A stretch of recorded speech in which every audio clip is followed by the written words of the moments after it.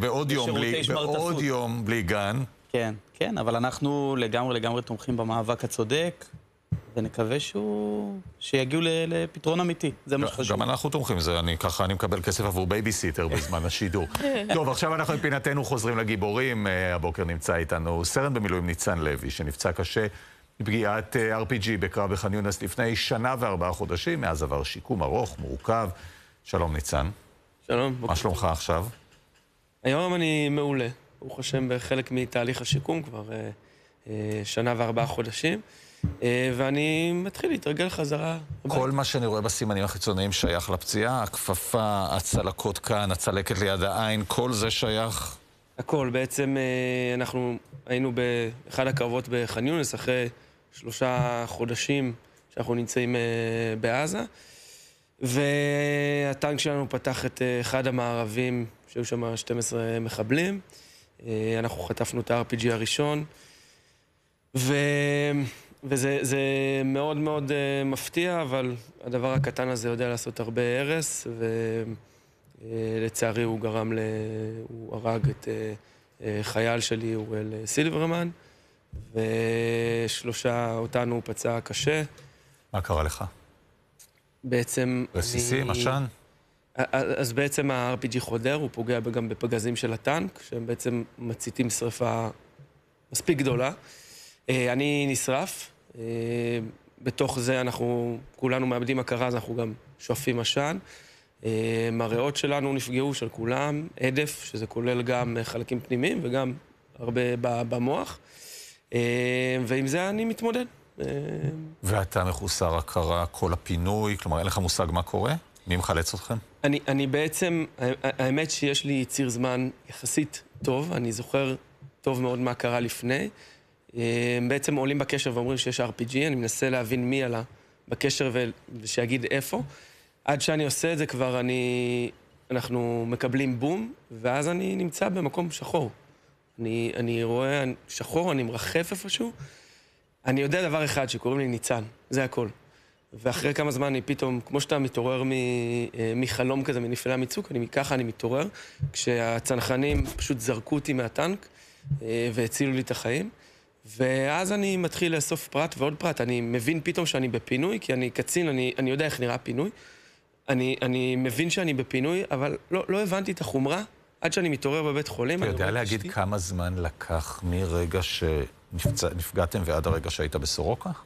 פחות משעה, 52 דקות. אתה מבין שזה החיים שלך? האמת שיש לי, לא מזמן ראיתי את הסרטון פינוי שהופץ כזה. ואני זיהיתי שמה בהתחלה רק בן אדם אחד. עכשיו, אני מנסה לתאר לך סיטואציה שבה יש טנק בוער, ואנשים, אף אחד לא יודע מי נמצא בתוך הטנק, רק אחד. והם פשוט כולם רצים לטנק כדי להציל אותנו, כשאני עוד פעם אומר, הכל ירי, 12 מחבלים שנמצאים איפשהו, אין להם מושג איפה, וכל מה שאכפת להם זה רק איך הם מוצאים אותנו כמה שיותר מהר, ואני לא מכיר אף אחד מהם. באותו זמן אני מכיר רק אחד, זהו. ולאט לאט אני אוסף תמונה ותמונה, וברור, זה דברים מטורפים. נפגשת איתם כבר עם מי שהצילו אותך? אז זה חלק מהעניין, כי בהתחלה הכרתי 2, ואז לאט לאט כשהם התחילו להשתחרר, אז הם באו אליי ואמרו לי, עד מצב שביום הזיכרון האחרון לפני שבוע, בא אליי עוד מישהו ואומר, שמע, אני הייתי בפינוי שלך. ואני אומר, בוא'נה, זה מטורף, כאילו, הוא הציל את החיים שלי. ורק עכשיו אני פתאום יודע את זה, ויש עוד המון. ברור לי. יש נתון במלחמות, נתון רפואי שנקרא CFR, Case Fatality Rate, שזה כמה זמן, מה אחוז המתים מקרב הפצועים קשה. ובמלחמות עבר יום כיפור היו בערך 20% מהפצועים קשה מתים, ובלבנון לדעתי, לבנון השנייה היו בערך 14%, ובמלחמה אנחנו נזה 6-7%, בגלל שמצליחים כל כך מהר לקחת מישהו כמוך מרגע שהטנק שלו נפגע, ולהביא אותו למיטה ולטיפול בבית חולים. הציוד הרפואי בשטח הוא הרבה יותר מסוכן. הציוד הרפואי, הטיפול בשטח, הפינוי, הכל מאוד מאוד מהיר ויעיל, וזה שאפו גדול לצבא. כמה זמן לוקח עד שאתה מתעורר? עד שאני מתעורר לוקח יומיים, אבל אני אוסיף על מה שאמרת, כי את הפינוי הזה עיכבו בגלל שעשו ניתוח שטח לחייל שלי, שאיבד את הריאות שלו באותה תקרית, עשו לו איזו פרוצדורה של הנשמה, בזכות הרופאים המטורפים שהגיעו לשטח, והם הצילו את החיים אז שלו. אתה יומיים מורדם מונשם, אחרי יומיים אתה מתעורר ורואה את אשתך, היא הראשונה? אני רואה את אשתי ואני רואה את כל המשפחה מבעד לאיזה חלון, ואני... מה אתם, כאילו... מה אתם עושים עניין? אתה מחייך כמו עכשיו? אני חושב שכן.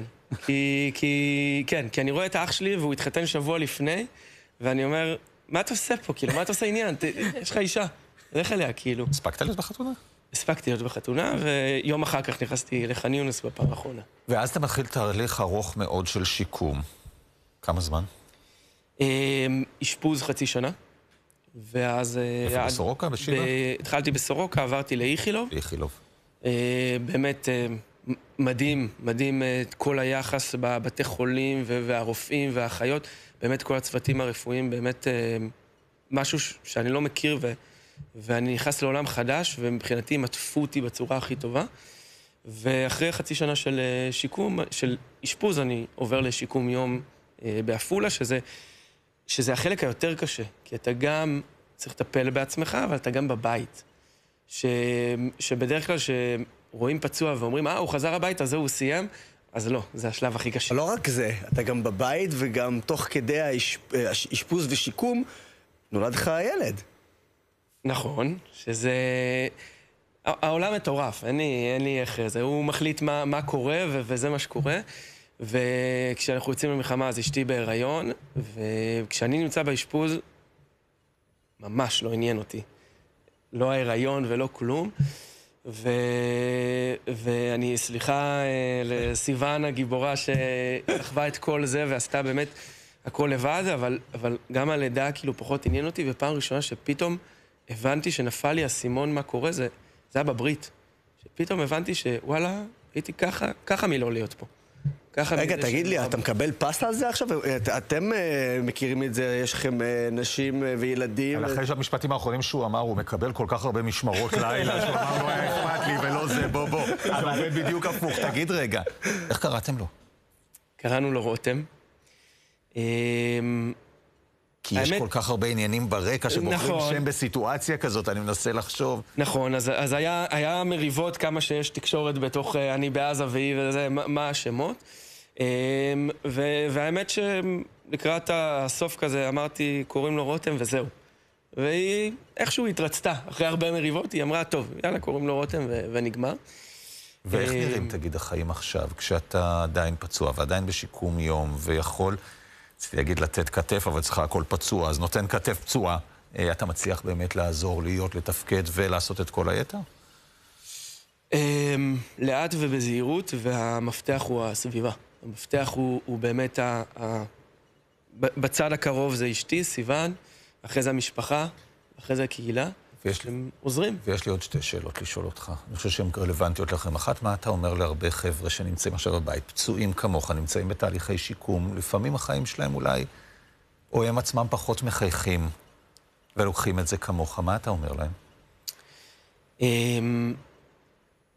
קודם כל בסוף, באמת בסוף יהיה טוב. אני דווקא לא רוצה להגיד לפצועים, כי אני חושב שזה שלבי הבשלה. וגם אני, היה שלב שאמרתי, עזבו, אני לא חלק מהאירוע הזה. אמרתי לרופאים, תעשו מה שאתם רוצים, אני לא פה. כאילו, תשחררו אותי, אני לא אעזור לכם, בכלום. אם אתם רוצים משהו, תרדימו אותי אפילו ברמה הזאת. ומי שהוציא אותי מזה, זה דווקא הסביבה. היא זאת שדחפה אותי צעד אחרי צעד, והוציאה אותי מהדברים האלה. ודווקא אני רוצה להגיד למי שהולך על ביצים ליד פצועים, מי שרוצה לעזור משפחות, נשים, הורים, תפנו. אנחנו כפצועים רוצים את החיבוק הזה. וזה המקום להגיד גם שאתה עושה עכשיו הרצאות, ככה שאני מנצל את הבמה הזאת שלנו, ולהגיד למי שבבית וכולי, תזמינו, שיזמינו אותך להרצאות, גם כי זה פרנסה וגם כי חשוב לשמוע את הסיפור. אבל לפני שניפרד, שוב מגייסים עכשיו מילואים. שוב מכניסים את החברים שלך לעזה, לסבב מי יודע כמה, ובוא תנסה לארוז לי את הכל, את הפציעה שלך. את ההקרבה של אנשי המילואים, את חוק הגיוס, יש לך כיפה על הראש, זאת אומרת שאפשר להיות אדם דתי ולהילחם, זה עובד ביחד. תארוז לי את כל זה ביחד. וואי, זה כל כך לא אני, אבל כאילו, סבבה. תראה, אני במילואים, נפצעתי, יש משפחה, וכשיקראו לי, בקרוב, אני מגיע. אתה חוזר למילואים? כן. מדהים. אם אפשר לרגע רק לשאול, כי מקודם אמרת משהו, ואני מניח שלא סתם התעכבת עליו, אבל העניין הזה שבסיטואציה של הפציעה, אתה אומר, 12 מחבלים וסכנה וזה, ובאו אנשים שלא מכירים אותי ונכנסו לתופת ועשו הכל כדי לא להשאיר אותי מאחור. אתה מספר את הסיפור הזה, ואני כאילו שומע את זה כמשל נניח לסיפור החטופים. אתה מתחבר לסנטימנט הזה? אתה מוצא דמיון בין שני הסיפורים? כן, בצורה הכי פשוטה, כן, ברור. מדהים. ניצן, תודה עליך. מצדיעים לך, באמת. אנחנו נעשה הפסקה, מיד נהיה עם אוהד חמו, גם בענייני תימן, גם בענייני עזה. בהמשך מאיה בוסקילה תבוא אלינו.